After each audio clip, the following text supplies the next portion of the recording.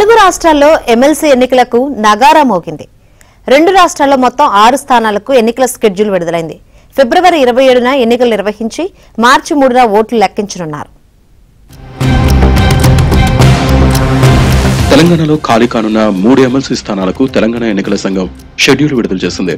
ఒక graduate, 2 teachers MLC స్థానాలకు ఫిబ్రవరి 27న ఎన్నికలు నిర్వహించనున్నట్లు ఎన్నికల సంఘం తెలిపింది. ఫిబ్రవరి 3న ఎన్నికల నిర్వహణకు సంబంధించి నోటిఫికేషన్ జారీ చేయనున్నట్లు చెప్పింది.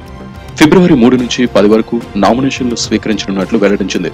ఫిబ్రవరి 11న స్క్రూటినీని నిర్వహించనున్నట్లు ఎన్నికల సంఘం తెలిపింది.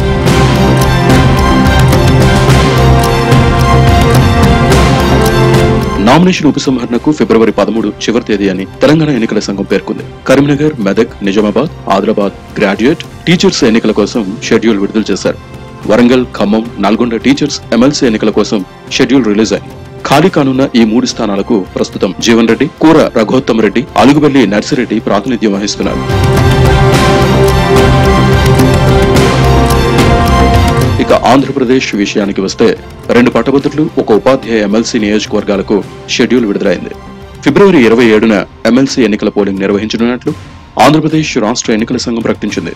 ఈ మేరకు ఫిబ్రవరి 3న నోటిఫికేషన్ జారీ చేయనున్నట్లు తెలిపింది.